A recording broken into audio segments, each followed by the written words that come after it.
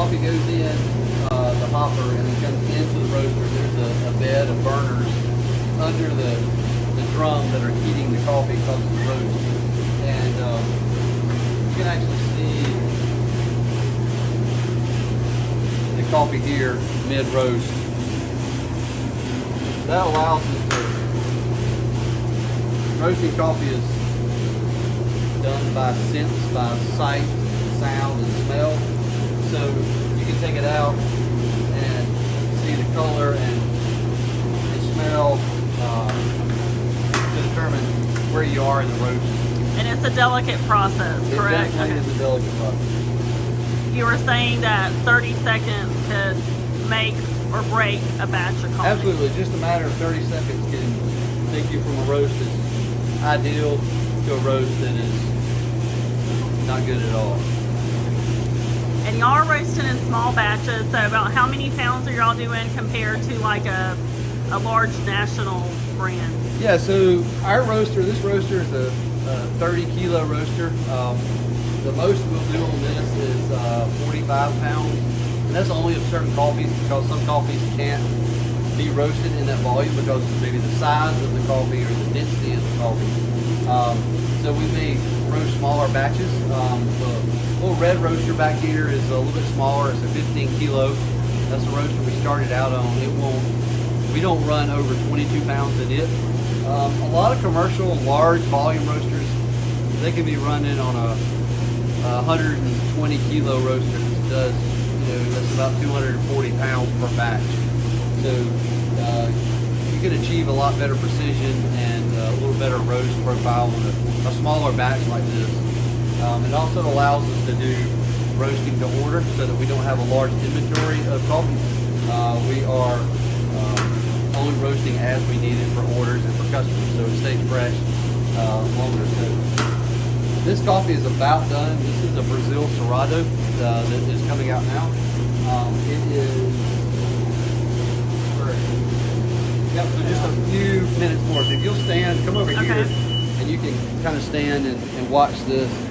So another question I have is, what are y'all smelling for? So every coffee has a distinct smell, and every roast has a distinct aroma that we're looking for.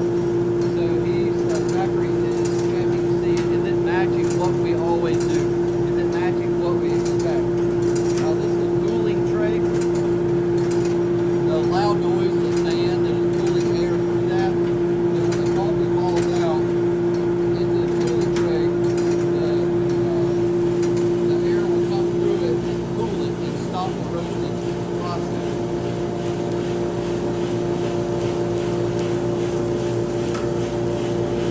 Yeah, you can really smell it.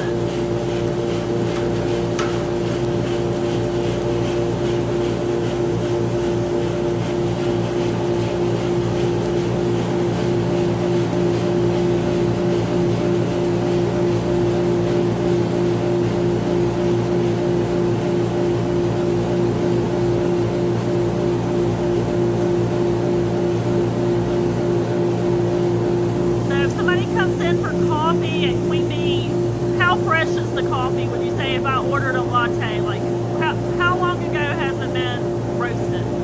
Probably we're looking at most 2 weeks. Different coffees taste better if they're allowed to rest for, espresso really does better for us at that like 7 to 10 days after the roast. It tastes the best. So like what we're roasting for now will be used on our bar probably next week into the end of next week. So our espresso is usually about a week and a half old. A lot of our drip coffees, you're tasting anywhere from 3 days, because that's really where our coffee begins to peak on a regular drip coffee, to a week out on that as well. Okay. And when would you say a coffee starts to expire? A coffee what? Would start to expire, like probably losing flavor? It's going to peak anywhere around 2 to 3 weeks, even depending on what coffee it is, maybe even a month, depending on how it's roasted. A lighter roasted coffee will sometimes peak a little bit later, and the origin can impact that as well. But when you start looking at like 6 to 8 weeks, you're beginning to see a change profile.